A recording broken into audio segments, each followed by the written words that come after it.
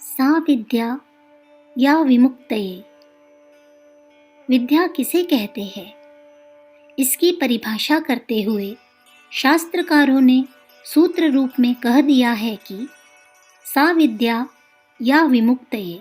विद्या वह है कि जो मुक्ति प्रदान करे, जिसके द्वारा हम रोग, शोक, द्वेष, पाप, दीनता, दासता, गरीबी, बेकारी, अभाव, अज्ञान, दुर्गुण, कुसंस्कार आदि की दास्तां से मुक्ति प्राप्त कर सके, वह विद्या है। ऐसी विद्या को प्राप्त करने वाले विद्वान कहे जाते हैं। प्राचीन समय में आज के जितने स्कूल, कॉलेज न थे। पढ़ने वाले छात्र को एक गधे के बोझ के बराबर पुस्तकें लादकर यूं स्कूल में न जाना पड़ता था। दिन रात आवश्यक बातें रटाने की पद्धति की आज की शिक्षा प्रणाली का कहीं दर्शन भी न था, तो भी लोग विद्वान होते थे। उपयोगी शिक्षा और विद्या का इतना अधिक प्रचलन था कि हर ग्राम और नगर स्वतः एक कॉलेज था। वहाँ के निवासी अपने घर वालों, कुटुंबियों और नगर निवासियों से ही बहुमूल्य ज्ञान प्राप्त कर लेते थे। तोता रंटत की अपेक्षा जीवन की उपयोगी और आवश्यक शिक्षा क्रियात्मक रीति से प्राप्त की जाती थी। प्रत्यक्ष प्रमाण और अनुभव द्वारा वे तथ्य शिक्षार्थियों को भली प्रकार हृदयंगम हो जाते थे। मेघनाद, कुंभकर्ण, अंगद, हनुमान, जामवंत जैसे योद्धा, अर्जुन, भीम, भीष्म, द्रोण जैसे महारथी बीए पास थे या मैट्रिकुलेट थे, इसका कुछ पता नहीं चलता।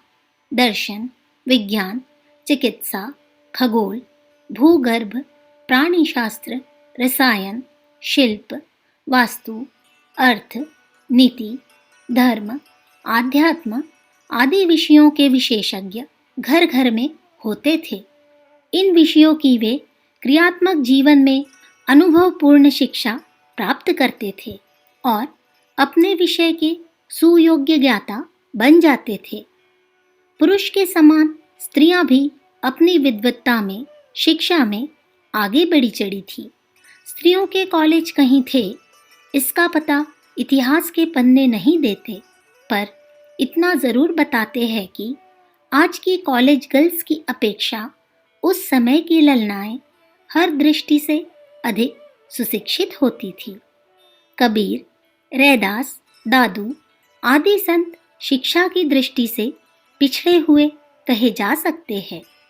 वे साहित्य और व्याकरण के उतने विद्वान न थे, तो भी आज के एलटी प्रोफेसरों की अपेक्षा उनकी विद्या वास्तविक थी। अकबर पढ़े लिखे न थे। पंजाब केसरी महाराणा रंजीत सिंह की शिक्षा नहीं के बराबर थी। छत्रपति शिवाजी महाराज शिक्षित न थे, पर जो कुछ उनने सीखा था वह आज के फटेहाल ग्रेजुएटों की अपेक्षा बहुत उपयोगी एवं वास्तविक था। हम क्यों पढ़े एवं बच्चों को क्या पढ़ावे?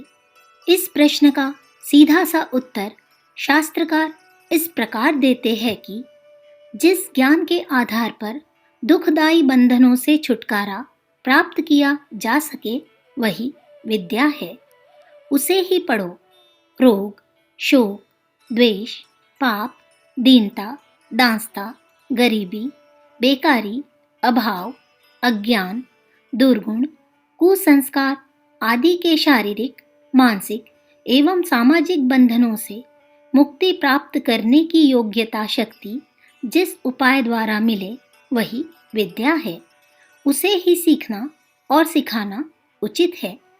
आज की शिक्षा उपयुक्त कसौटी पर कसे जाने के उपरांत बिल्कुल निकम्मी सिद्ध होती है।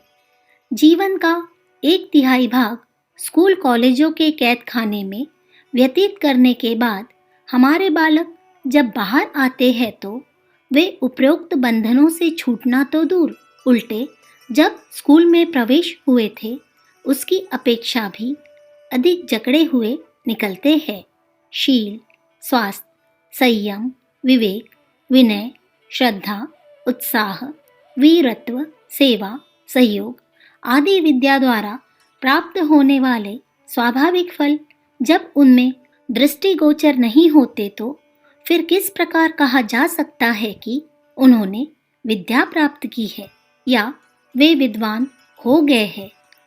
अंधानुकरण करके अपने बालकों के इस निरर्थक एवं हानिकारक शिक्षा का भार लादकर उन्हें स्वास्थ्य और जीवन विकास से रोकना उचित नहीं है।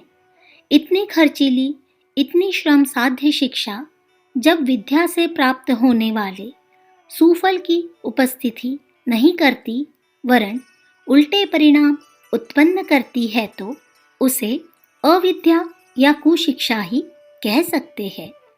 इस कुशिक्षा में बालकों के जीवन की विकासोन्मुखी प्रमुख भाग बर्बाद कर दिए जाने पर भविष्य में वे कोई महत्वपूर्ण कार्य कर सकेंगे, इसकी संभावना बहुत कम रह जाती है।